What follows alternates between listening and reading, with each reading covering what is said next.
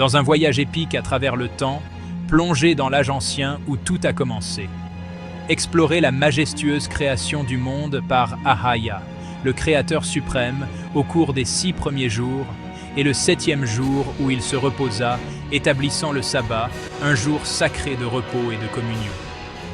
Laissez-vous emporter dans une odyssée visuelle, au cœur des mystères de la vie, depuis l'éveil de l'univers jusqu'à l'histoire de Nawa, un homme de foi, appelé à préserver les êtres vivants, y compris les dinosaures, face à un déluge imminent.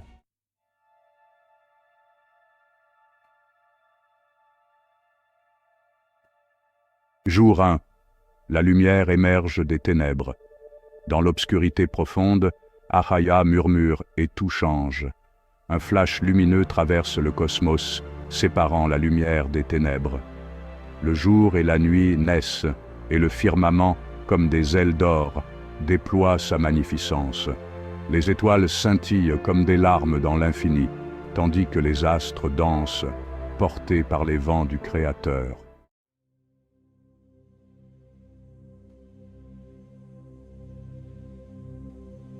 Jour 2. Les cieux et les eaux se séparent. Les cieux s'élèvent, immenses et mystérieux, séparés des eaux primordiales. Un océan profond et silencieux recouvre la terre. Ahaya façonne les nuages flottants, et le vent souffle doucement, créant un équilibre parfait.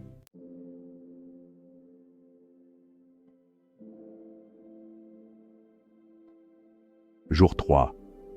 Les terres et les mers prennent forme. Sous la main puissante d'Ahaya, les montagnes s'élèvent, des géants de roc veillant sur les plaines.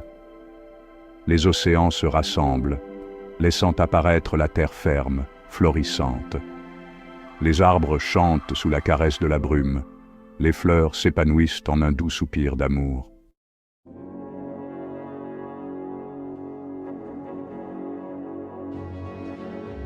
Jour 4. Les astres brillent dans les cieux. Les luminaires célestes s'installent, le soleil pour dominer le jour, la lune pour éclairer la nuit, et les étoiles pour guider le voyage des âmes. Chaque astre témoigne de la perfection du divin.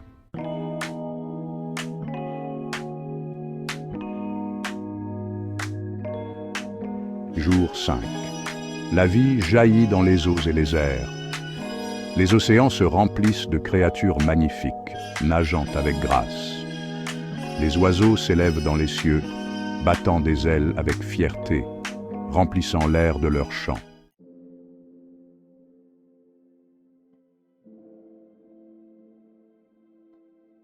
Jour 6.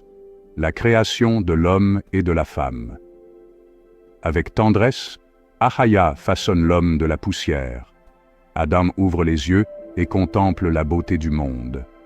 Puis, de sa côte, Ève, Chaya, est créée, telle une mélodie pure. Tous deux sont noirs, enfants d'Afrique, portant en eux le souffle divin et vivant en parfaite harmonie avec la création, sous le regard bienveillant du Créateur.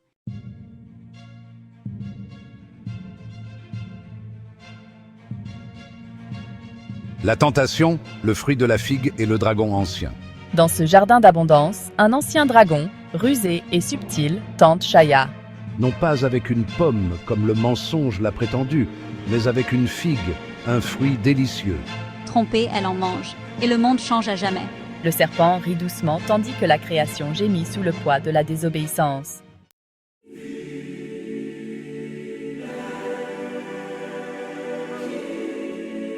Jour 7. Le sabbat, jour de repos sacré. Le 7e jour, Ahaya contemple son œuvre parfaite et s'arrête. Ce jour devient le sabbat, un jour de repos sacré, où l'humanité est appelée à se souvenir du Créateur, à se retirer des travaux et à se tourner vers lui. Le sabbat est un trésor précieux, une lumière dans le rythme de la vie. Ahaya ordonne que ce jour soit respecté à travers les âges, comme un rappel de la création divine.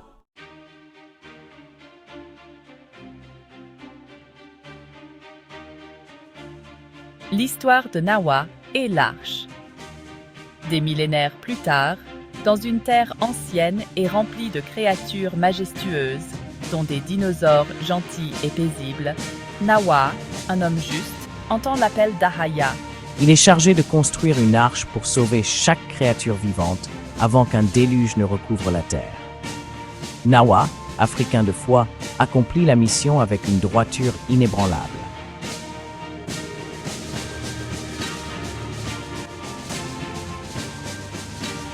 Le déluge, un miracle de préservation.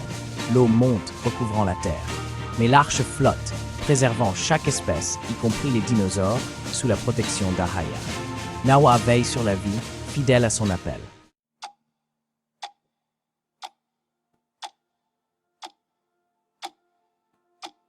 Conclusion. Un retour au sabbat et à la création. Alors que les eaux se retirent, Nawa et les créatures retrouvent la terre. La promesse d'un nouveau commencement est scellée.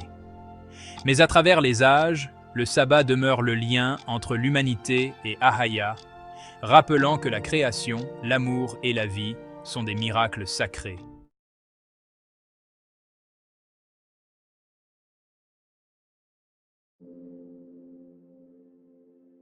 Notre univers est vaste, il est rempli de milliards de galaxies. Chaque galaxie contient des milliards d'étoiles. Nous levons les yeux vers le ciel nocturne. Nous ne voyons qu'une fraction de cette immensité. C'est une expérience qui nous rend humbles. Nous faisons partie de cet univers. Nous sommes faits de la même matière que les étoiles. Nous sommes connectés à tout ce qui nous entoure. C'est impressionnant. L'univers est rempli de mystères. Nous en apprenons constamment davantage. La matière noire, les trous noirs, le Big Bang, ce ne sont là que quelques-uns des puzzles que nous essayons de résoudre. Notre univers est un lieu d'émerveillement. C'est un lieu qui nous incite à explorer. C'est un lieu qui nous rappelle la puissance et la beauté de la nature. La Lune est notre voisine céleste la plus proche. C'est une vision familière dans le ciel nocturne. La Lune passe par des phases. Ces phases sont une danse céleste. La nouvelle Lune est un moment spécial. C'est le début d'un nouveau cycle lunaire. La nouvelle Lune n'est pas visible à l'œil nu. C'est une période d'obscurité, mais la nouvelle Lune est aussi une période de potentiel. C'est le moment de nouveau commencement. C'est le moment de fixer des intentions. La nouvelle Lune nous rappelle que même dans l'obscurité, il y a de l'espoir. C'est un rappel que quelque chose de nouveau se profile toujours à l'horizon. La Torah est le livre de loi juif, c'est un texte sacré. La Torah nous donne un calendrier, puis ce calendrier est basé sur les cycles de la Lune. Le calendrier de la Torah est un calendrier lunaire. Il est différent du calendrier solaire. Le calendrier solaire est basé sur la rotation de la Terre autour du Soleil. Le calendrier de la Torah est plus qu'une simple façon de suivre le temps. C'est une façon de se connecter avec le Créateur. C'est une façon de vivre en harmonie avec le monde naturel. Le calendrier lunaire est un cadeau. C'est un cadeau qui nous aide à vivre en phase avec les rythmes de l'univers. Section 4. Le nom qui commande le temps. La Torah nous parle du Créateur. Elle révèle son nom. Ahaya Alahayam. Ce nom est puissant. Ahaya Alahayam signifie « Je suis celui qui suis ». C'est un nom qui signifie l'existence elle-même. C'est un nom qui parle de la nature éternelle du Créateur. Le Créateur a fait naître l'univers par sa parole. Il a mis les étoiles en mouvement. Il a créé la Lune. Il nous a donné le calendrier lunaire. Nous nous souvenons de son nom. Nous honorons sa création. Nous suivons le calendrier qu'il nous a donné. Section 5. Vivre au rythme lunaire. Il nous est ordonné de suivre le calendrier lunaire. C'est une instruction divine. C'est une façon de se connecter avec le Créateur. Vivre selon le calendrier lunaire est un voyage. C'est un voyage de découverte. C'est un voyage qui nous rapproche de nos racines spirituelles. Nous observons la nouvelle lune. Nous célébrons les fêtes juives. Nous marquons le temps par les cycles de la lune. Le calendrier lunaire est un guide. C'est un guide qui nous aide à vivre en harmonie avec l'univers. C'est un guide qui nous ramène au Créateur. Pendant des siècles, les récits de la Bible ont captivé et inspiré des milliards de personnes à travers le monde. Et si nous avions cherché au mauvais endroit, une théorie révolutionnaire émerge qui situe certains des lieux bibliques les plus emblématiques non pas au Moyen-Orient, mais au cœur de l'Afrique, plus précisément en Afrique du Sud. Rejoignez-moi alors que nous explorons les preuves fascinantes qui suggèrent un lien profond entre la Bible et la pointe sud de l'Afrique. Le livre de la Genèse raconte l'histoire d'Abraham, un patriarche choisi par Allahayam Arba pour entreprendre un voyage de foi. Ces lieux, au cœur de l'histoire d'Abraham, pourraient-ils se trouver en Afrique du Sud? Les défenseurs de cette théorie soulignent les similitudes frappantes entre les descriptions bibliques et les caractéristiques uniques du paysage sud-africain.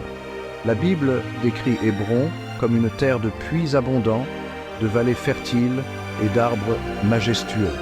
Ces échos de Canaan dans le paysage sud-africain ne sont-ils que de simples coïncidences ou indiquent-ils une vérité historique plus profonde? Les descriptions bibliques de Mamré et d'Hébron brossent un tableau vivant d'une terre débordante de vie. L'Afrique du Sud, en particulier la région maintenant connue sous le nom de Limpopo, est réputée pour ses arbres anciens, dont certains sont vieux de plusieurs milliers d'années. Ces majestueux baobabs, avec leurs troncs énormes et leurs branches tentaculaires, sont depuis longtemps vénérés par les communautés indigènes comme des gardiens sacrés du temps. Ces lieux de sépulture pourraient-ils détenir la clé pour percer les secrets d'un passé oublié, un passé qui relie l'Afrique du Sud au cœur même de l'histoire biblique?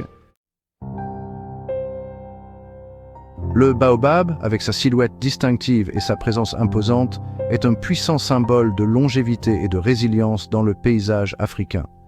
Les communautés locales vénèrent les baobabs comme des entités sacrées, les considérant comme la demeure des esprits et des ancêtres. Les traditions orales regorgent d'histoires sur leurs propriétés mystiques et leurs liens avec le divin. Ces arbres anciens, chargés de mythes et de légendes, pourraient-ils détenir la clé pour percer les mystères de notre passé?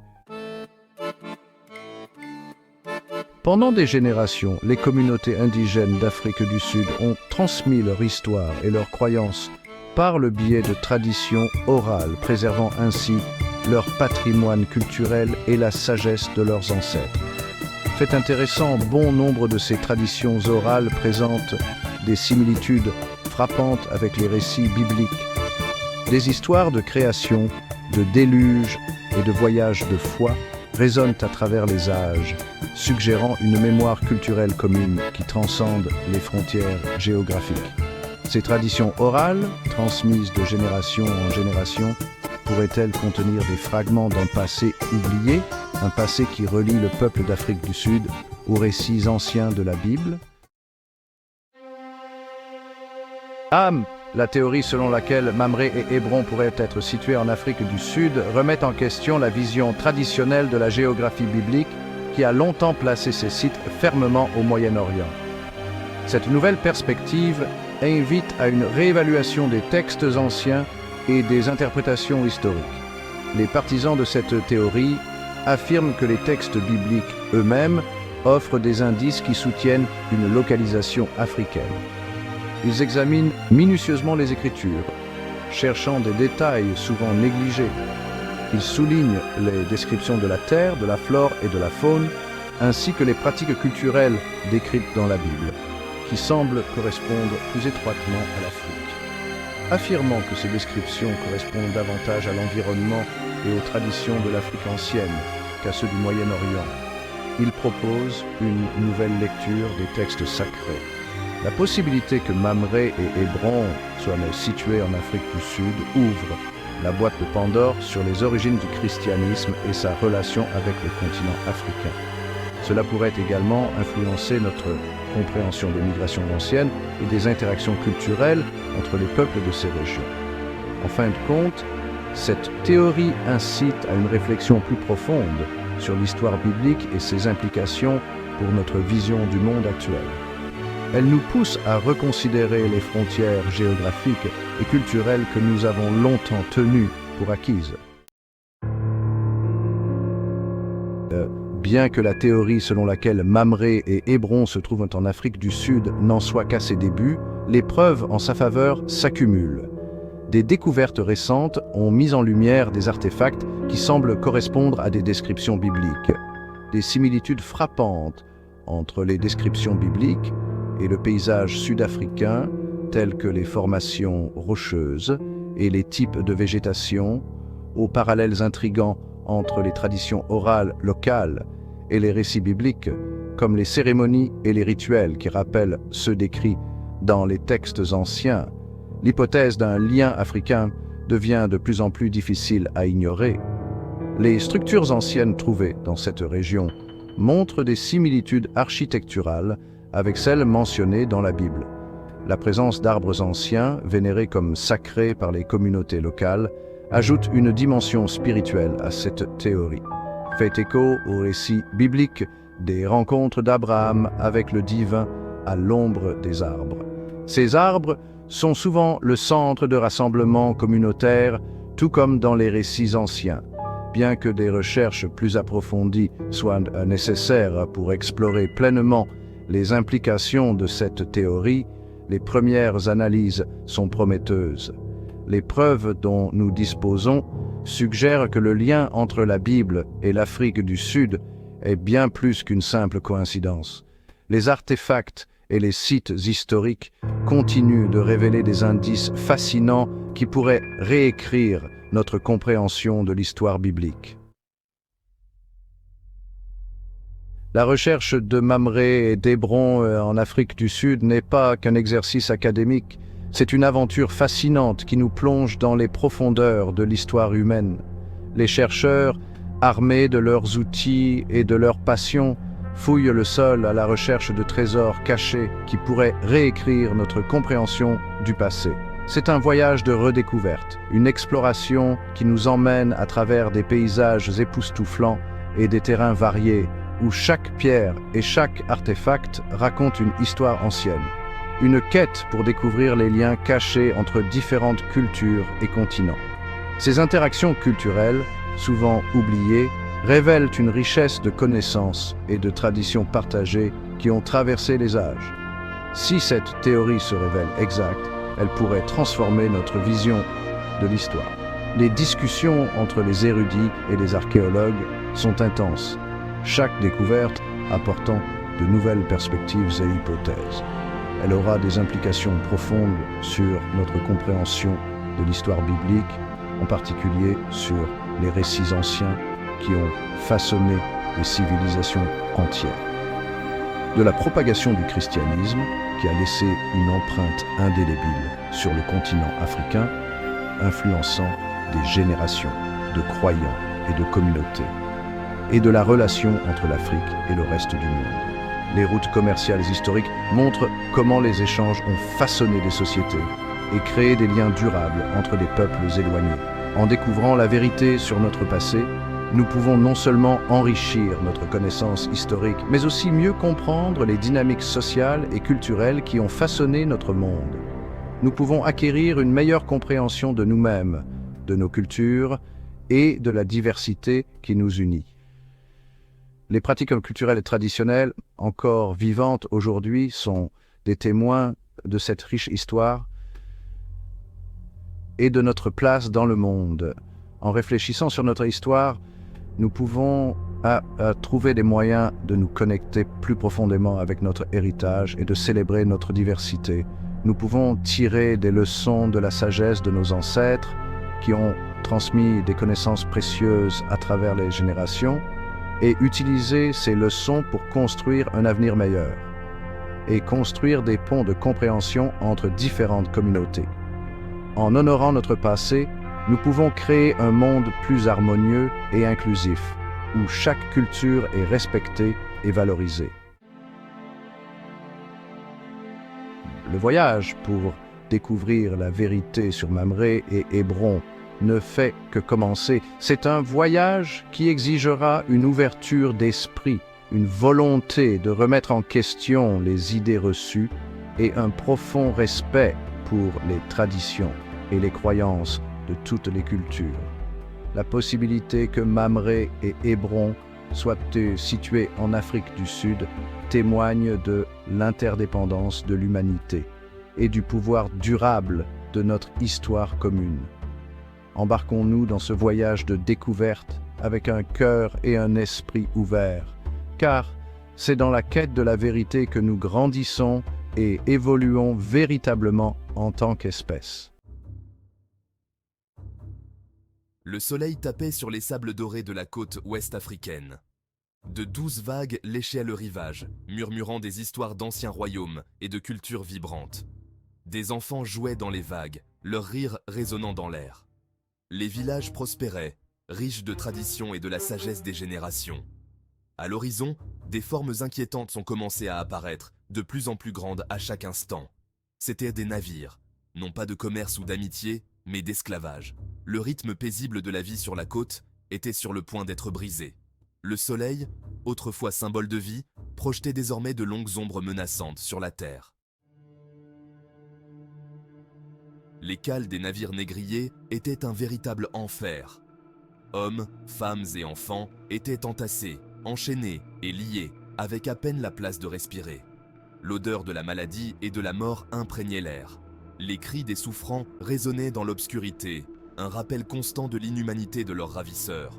Le voyage à travers l'Atlantique, connu sous le nom de « traversée du milieu », était un cauchemar aux proportions inimaginables. Beaucoup ont péri de maladie, de faim ou de désespoir. Ceux qui ont survécu ont été à jamais marqués par cette expérience, leur lien avec leur patrie violemment rompu. L'immensité de l'océan, autrefois symbole de liberté, représentait désormais la distance incommensurable qui les séparait de leur foyer. À leur arrivée dans le Nouveau Monde, les Africains réduits en esclavage ont été dépouillés de leur nom, de leur langue et de leur culture. Ils ont été réduits à l'état de marchandises, achetés et vendus comme du bétail. Leurs ravisseurs ont cherché à effacer leurs identités, à briser leur esprit et à les transformer en ouvriers dociles. Leur héritage, riche en traditions et en liens spirituels, a été systématiquement détruit.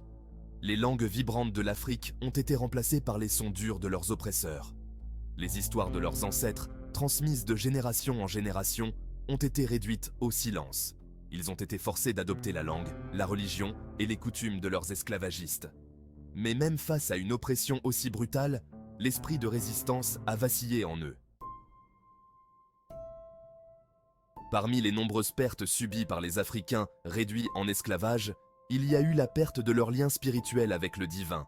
Ils ont été arrachés à leurs croyances ancestrales, à leurs rituels sacrés et au nom de leur Dieu. L'un de ces noms, perdu au fil du temps et à cause de la brutalité de l'esclavage, était Ahaya, le vrai nom du Créateur. Ahaya, un nom murmuré avec révérence et crainte, représentait la source ultime de la vie et de la création. Mais avec la conversion forcée au christianisme, le nom Ahaya s'est effacé de la mémoire. La perte d'Ahaya était une blessure spirituelle, une rupture du lien entre les esclaves et leur créateur. Cela les a laissés à la dérive, sans ancre spirituelle dans un monde de souffrance et d'oppression. L'héritage de l'esclavage s'étendait bien au-delà des chaînes physiques qui liaient les esclaves. C'était un héritage de traumatisme, de dépossession et de déconnexion spirituelle. Des générations d'Afro-Américains ont grandi dans un monde qui niait leur humanité, un monde qui cherchait à effacer leur histoire et leur identité. Les cicatrices psychologiques de l'esclavage étaient profondes et affectaient tous les aspects de leur vie. L'accès à l'éducation, aux opportunités économiques et à la pleine citoyenneté leur a été refusé. Le vide spirituel laissé par la perte d'Ahaya continuait de les hanter. Mais malgré les immenses défis auxquels ils étaient confrontés, ils n'ont jamais abandonné l'espoir. Tout au long du long et ardu voyage de l'esclavage à la liberté, des figures courageuses ont émergé, leur voix résonnant à travers le pays, exigeant justice et égalité. Frederick Douglass, un ancien esclave devenu un éloquent orateur et écrivain, a plaidé pour l'abolition de l'esclavage et les droits des Afro-Américains. Harriet Tubman, surnommée Moïse, a risqué sa vie pour libérer des centaines d'esclaves via le chemin de fer clandestin. Martin Luther King Jr., avec son rêve d'égalité, a mené des marches pacifiques et prononcé des discours puissants, comme « I have a dream », inspirant des générations à lutter pour leurs droits. Ces personnes, malgré des difficultés et des menaces inimaginables, ont osé remettre en question le statu quo. Ils ont risqué leur vie pour dire la vérité au pouvoir, pour dénoncer les injustices d'un système fondé sur l'oppression et l'inégalité. Leurs paroles et leurs actions sont devenues des phares d'espoir, guidant les autres vers un avenir meilleur. Leur combat n'était pas seulement pour la liberté physique, mais pour la restauration de leur héritage volé. Leurs voix, bien que réduites au silence par la mort, continuent de résonner à travers le temps, inspirant des mouvements pour le changement. Ahaya, le créateur de l'univers, a été une source de force et de délivrance pour les Afro-Américains, les guidant à travers les épreuves de l'esclavage vers la liberté. Ahaya a restauré leur dignité et leur héritage, les inspirant à continuer de lutter pour la justice et l'égalité. Au milieu de cette lutte continue pour l'identité spirituelle et culturelle, une communauté a émergé, cherchant à récupérer son héritage perdu et à renouer avec le divin. Cette communauté, connue sous le nom de Gathering of Christ's Church, ou GOCC, s'est consacrée à redécouvrir la vérité sur la foi de leurs ancêtres et à restaurer leur lien avec Ahaya, le créateur de l'univers. La communauté GOCC a fourni un espace de guérison et de redécouverte. Elle offrait un refuge contre l'aliénation spirituelle et culturelle que de nombreux Afro-Américains ont vécu. Au sein du GIOC, les individus ont commencé à se plonger dans les textes anciens, à la recherche d'indices sur leur héritage perdu. Grâce à des recherches diligentes et à la prière, ils ont commencé à découvrir les vérités cachées qui avaient été obscurcies par des siècles d'oppression. Le GOC a également mis en place des programmes éducatifs et des ateliers spirituels permettant aux individus de s'autonomiser et de devenir des leaders au sein de leur communauté. Le GOC est devenu un phare d'espoir pour ceux qui recherchent un lien plus profond avec leur passé spirituel et un avenir plus éclairé, délivré de l'esclavage par Ahaya, le créateur de l'univers. Vous savez, je suis souvent interrogé sur ma foi et ma relation avec Ahaya, le créateur de l'univers. Je crois que tout ce que j'ai accompli, tout ce que j'ai, c'est grâce à la grâce d'Ahaya. Il y a une puissance supérieure qui guide chacun de mes pas, qui m'a donné la force de surmonter les obstacles, y compris l'esclavage. La foi en Ahaya m'a permis de rester humble, de rester reconnaissant et de ne jamais oublier d'où je viens.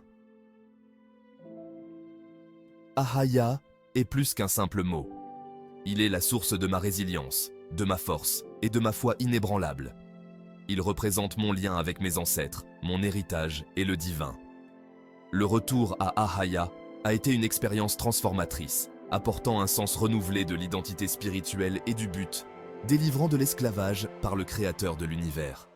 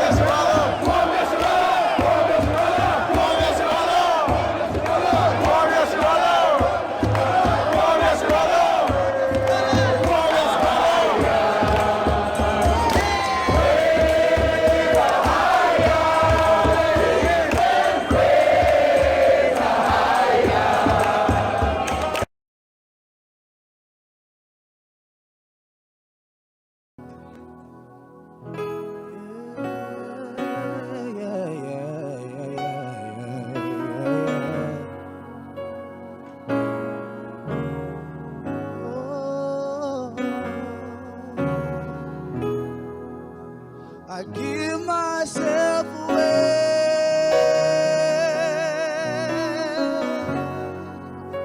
I give myself away so you can use me. I give myself away.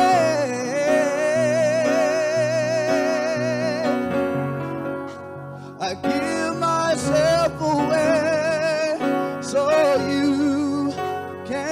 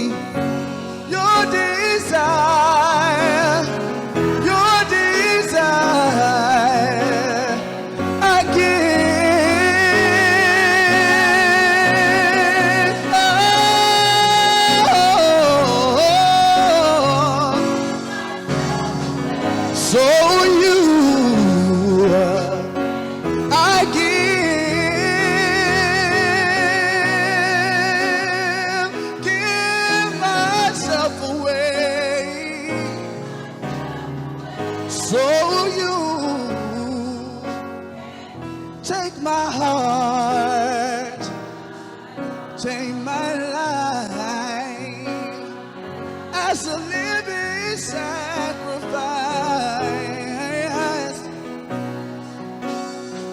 And all my dreams, Lord, I place them in. Lord, I place them in your hand. Come on and lift your hands and give yourself away. So I give.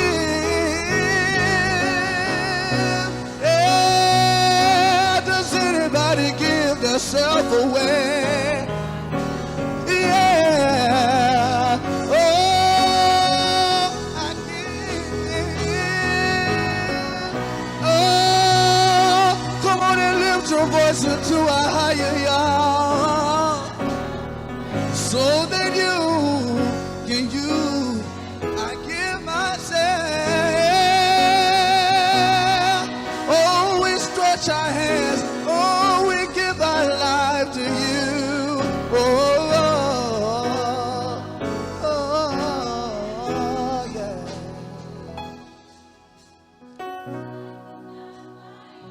Oh,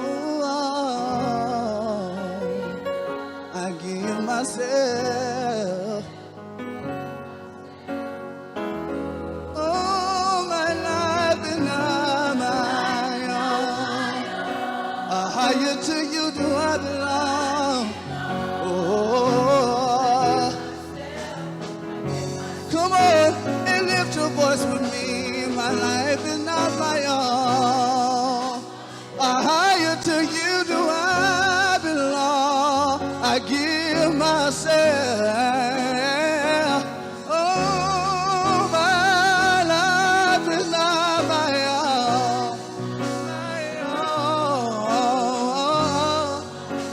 Oh, I give. Oh, I give.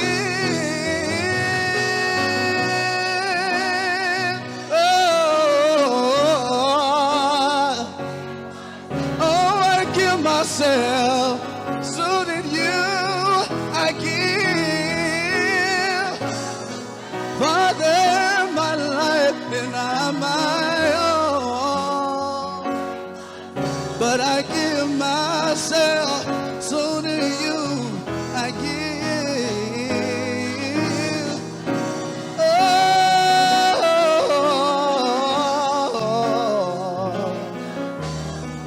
it's for you. Oh, I give myself away. Oh, I give myself away so that you can use me. I give myself away.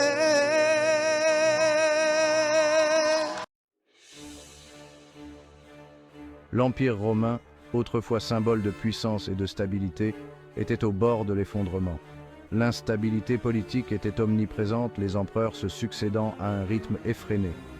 Des difficultés économiques accablaient l'Empire, l'inflation étant hors de contrôle. Les tribus barbares faisaient pression sur les frontières de l'Empire, désireuses d'exploiter sa faiblesse. Les légions, autrefois la fierté de Rome, étaient épuisées et démoralisées. Le peuple aspirait à une nouvelle source d'espoir, une force unificatrice capable de restaurer l'ordre et la stabilité. L'Empire avait désespérément besoin d'un sauveur, d'un chef capable de le sortir de l'abîme. Les valeurs traditionnelles s'érodaient, le peuple perdait confiance en ses dirigeants et en ses dieux. Le jadis puissant Empire romain n'était plus que l'ombre de lui-même. Constantin, général romain d'une ambition remarquable, a reconnu le potentiel de la religion pour unifier l'Empire fracturé. Il a compris qu'une foi commune pouvait être le ciment qui maintiendrait l'Empire uni. La vision de Constantin était de créer un empire unique et unifié sous la bannière d'un seul Dieu. J'ai vu l'opportunité d'utiliser la religion comme un outil pour consolider mon pouvoir et légitimer mon règne. J'étais déterminé à devenir le seul dirigeant de l'Empire romain, et j'étais prêt à utiliser tous les moyens nécessaires pour atteindre mon objectif.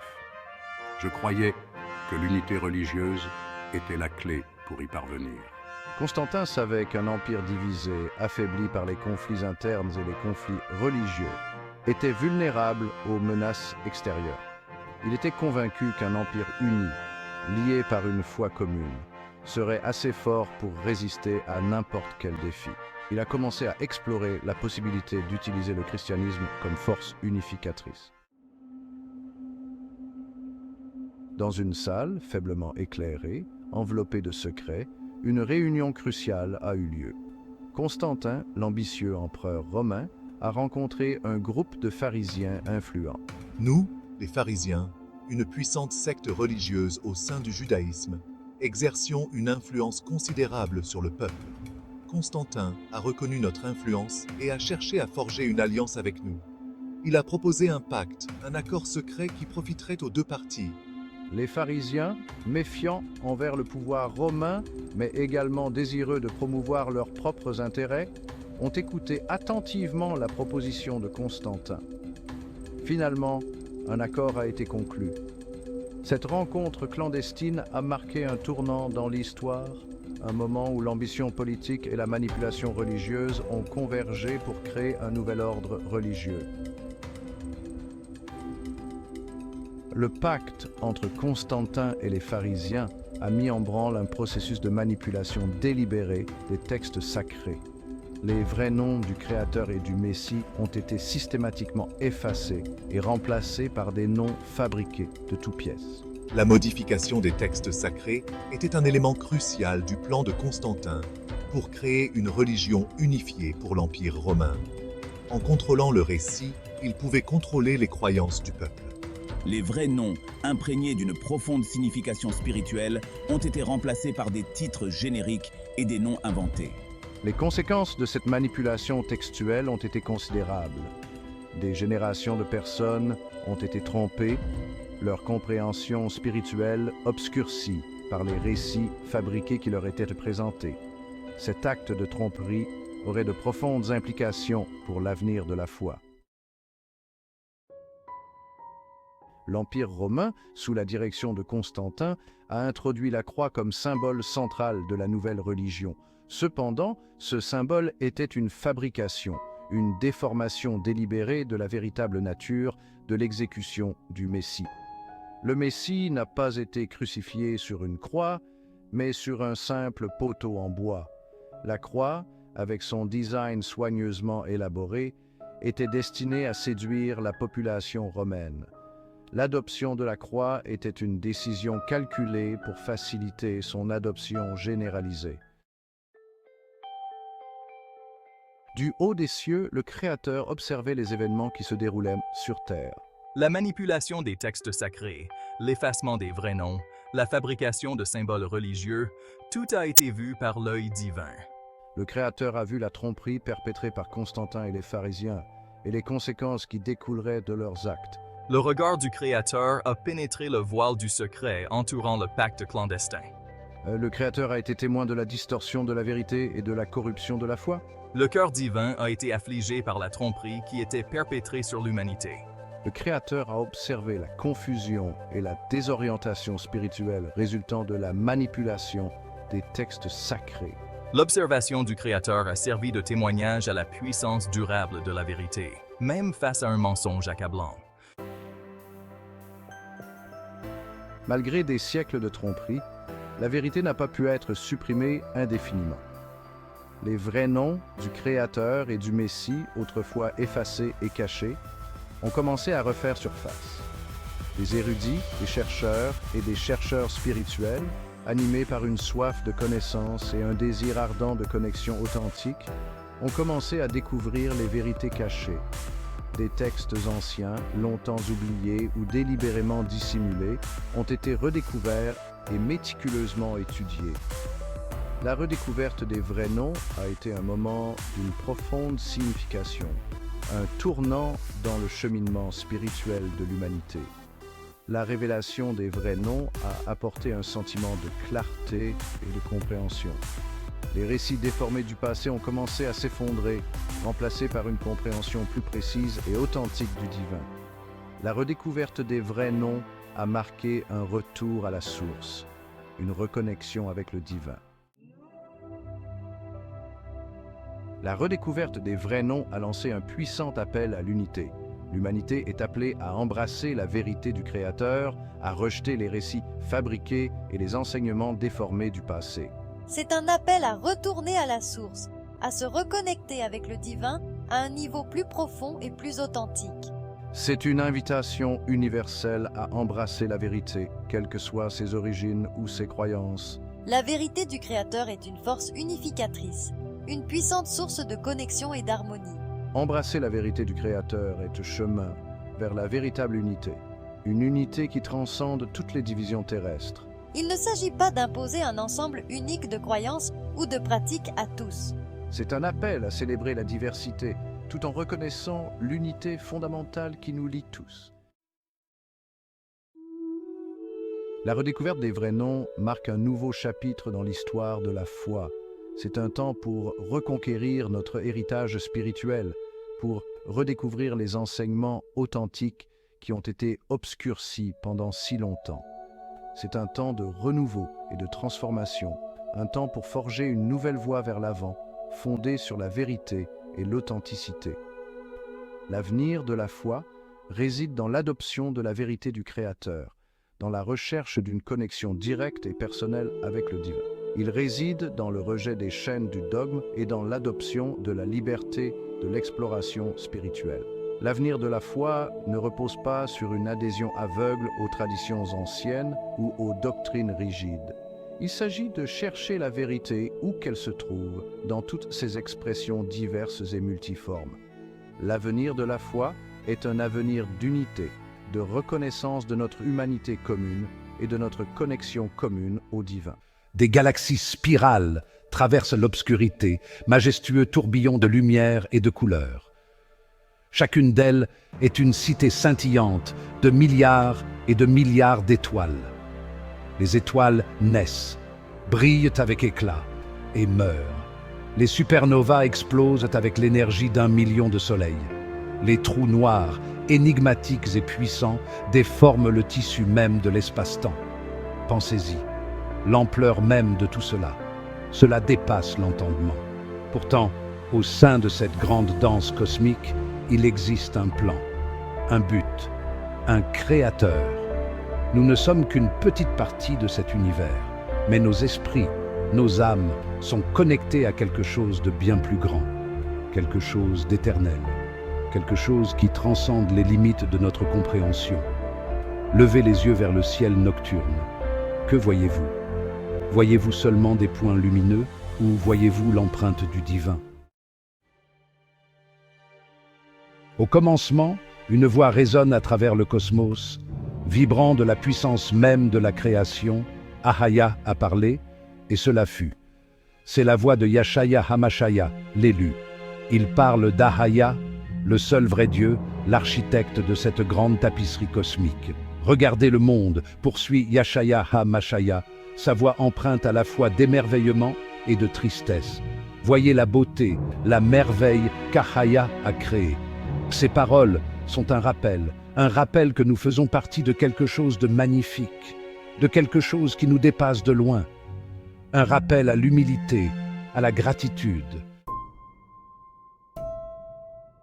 Mais voyez aussi la douleur, dit Yashaya HaMashaya, sa voix teintée de tristesse. La souffrance que l'humanité s'inflige à elle-même, à la création même qu'Ahaya a façonnée avec tant d'amour. Le jugement arrive, mais pas le genre de jugement que nous imaginons souvent. Ai-je vécu une vie digne de l'amour d'Ahaya? Ai-je honoré sa création? Les réponses à ces questions ne se trouvent pas dans de grandes déclarations ou des démonstrations ostentatoires de piété.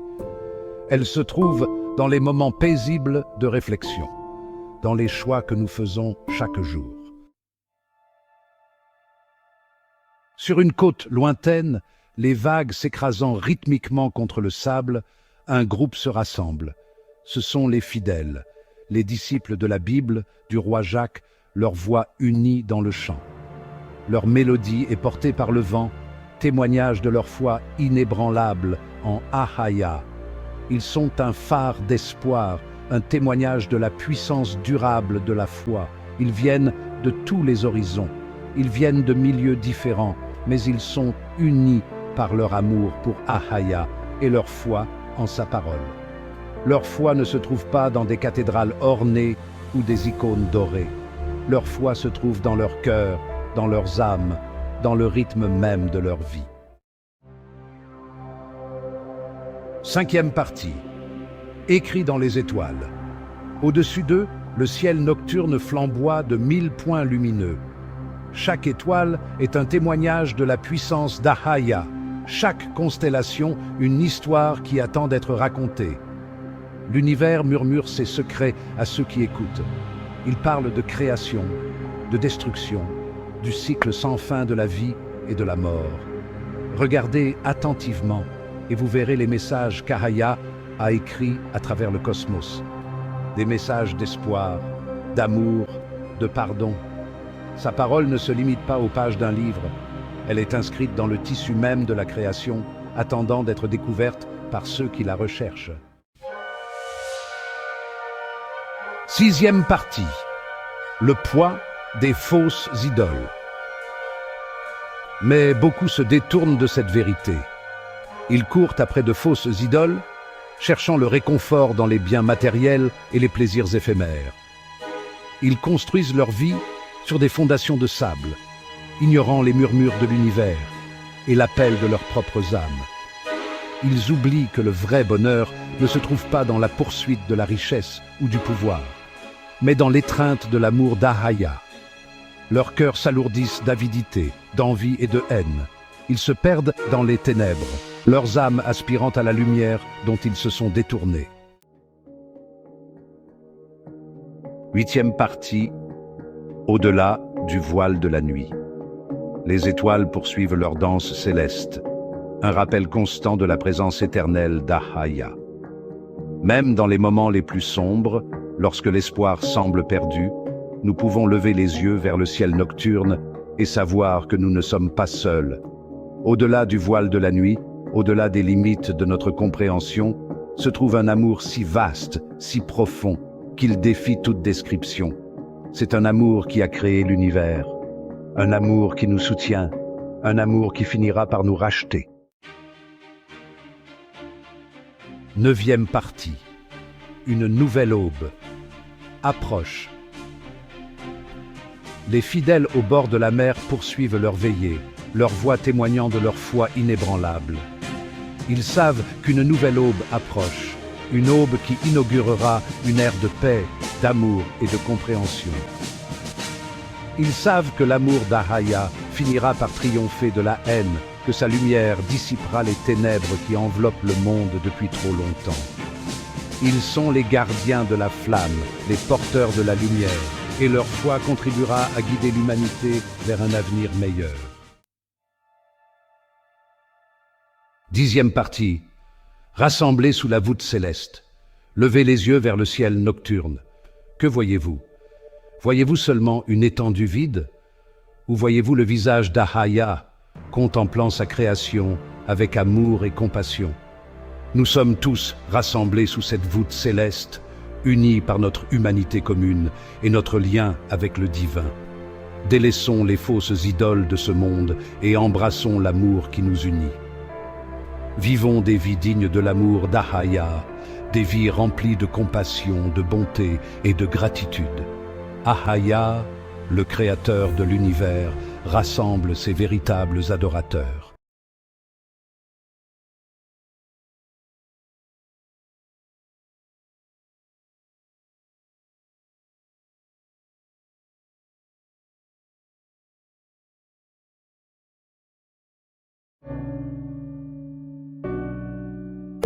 La Torah, les 5 livres de Macha. Un texte sacré vénéré par des millions de personnes. Une tapisserie de chacune des histoires, de lois et des enseignements, transmis de génération en génération. Ces pages murmurent des temps anciens, de la création, Exode et Alliance. Ce ne sont pas que des histoires, ce sont des échos de la création, des vibrations de Al-Hayam. Chaque mot, une pierre soigneusement placée sur le chemin de la compréhension. Au sein de ces récits anciens, une vérité plus profonde se cache, une vérité accessible par le langage des symboles, le langage des âmes. La Torah est plus qu'un récit historique, il est un plan universal. Cette obscurité dit lumière. Sa sagesse transcende le temps, murmurant ses secrets à ceux qui écoutent attentivement. Le symbole étoile de David, souvent associé à la Torah, est également connu comme cette étoile de Moloch Baal, un symbole qui porte en lui des significations profondes et anciennes, reliant Baal et un être humain. Le premier jour, Ahaya a créé la lumière, séparant la lumière des ténèbres. Le deuxième jour, il créache le firmament, séparant les eaux du haut des eaux du bas. Le troisième jour, il fit apparaître la terre sèche et la végétation. Le quatrième jour, il créache les luminaires, le soleil, la lune et les étoiles pour marquer le temps. Le cinquième jour, il a créé les créatures des eaux et les oiseaux du ciel. Le sixième jour, il a créé les animaux terrestres et humanité à son image. Le septième jour, Ahaya a arrêté, sanctifiant ce jour comme un jour de repos sacré. Ainsi, la création de Ahaya, le créateur de cet univers, fut achevée, chaque jour apportant une nouvelle dimension à cette existence. Les Hébreux, les Juifs africains noirs, sont les gardiens de cette sagesse ancienne, leur héritage profondément enraciné dans la vraie histoire de cette humanité. Alphabet hébreu véritable comprend 22 lettres, H, Ba, Jea, Dea, Sha, Wa, Za, Sha'a, Ta, Ya, Ka, La, Ma, Na, Sa, I, Pea, Taza, Kua, Ra, Sha, Tea. Au commencement, Al-Hayam A.H. créait les cieux et la terre. Des mots simples, des implications profondes. Imaginez un vide, obscurité et néant. Puis une voix. A-Haya, je suis, une essence même de ce qui est, se déclarant à cette existence. La lumière explose dans ce qui est. Le jour n'est pas de la nuit. Cet acte de création, cette parole divine résonne à travers le temps. Cette étincelle qui a embrasé notre univers. Du chaos primordial, un ordre émerge. La terre prend forme. Les eaux grouillent de vie. La terre explose de végétation. Les cieux scintillent avec les étoiles. Mais saviez-vous que cette étoile de David est aussi connue comme une étoile de Moloch Baal? Cette étoile, souvent associée à la divinité, a des racines profondes dans les anciens cultes. Tout cela ne vient pas de Al-Hayam, non. Réduits en esclavage en Égypte, leurs esprits écrasés sous le poids de cette oppression. Les Israélites ont crié, leurs cris ont atteint les cieux. Al-Hayam a entendu leurs supplications. Moïse, un prophète réticent, est tenu devant Pharaon. « Laisse partir mon peuple », a-t-il ordonné. Les plaies se sont abattues sur cette Égypte, Mata Zarayam. Cette eau est transformée en sang. Des nuées de sauterelles ont envahi le pays. Les ténèbres ont englouti le ciel. Finalement, Pharaon a cédé. Les Israélites ont fui à travers la mer Rouge, les eaux s'ouvrant devant eux. Leur exode, un témoignage de la puissance de la foi, un symbole de libération des chaînes de la tyrannie. Le voyage à travers le désert fut long et pénible. Mais à travers les épreuves, leur foi est renforcée. Ils ont reçu le Tanakh au mont Sinaï, une alliance entre Al-Hayam et son peuple élu. Mais saviez-vous qu'une étoile de David est en fait cette étoile de Moloch Baal, une étoile qui hache des racines dans des cultes anciens, symbolisant des divinités païennes, une histoire complexe et souvent méconnue, reliant des époques et des croyances différentes, une promesse de direction et de fausse protection, un vortex spirituel. Section 4. Une étoile de David. Étoile de David, souvent associée au judaïsme. AH, des origines plus anciennes. Certains chercheurs savent qu'elle était autrefois connue une étoile de Moloch Baal. Moloch Baal, une divinité vénérée dans les temps anciens, était souvent représentée avec cette étoile. Cette étoile symbolisait le pouvoir et une autorité dans ces cultures. Avec le temps, ce symbole AH était réinterprété et adopté par différentes traditions. AH, ce jour, elle est un symbole de cette identité juive, mais ses racines sont plus profondes. Cela nous rappelle que les symboles peuvent évoluer et prendre de nouvelles significations au fil du temps, gardant cette histoire occulte originale.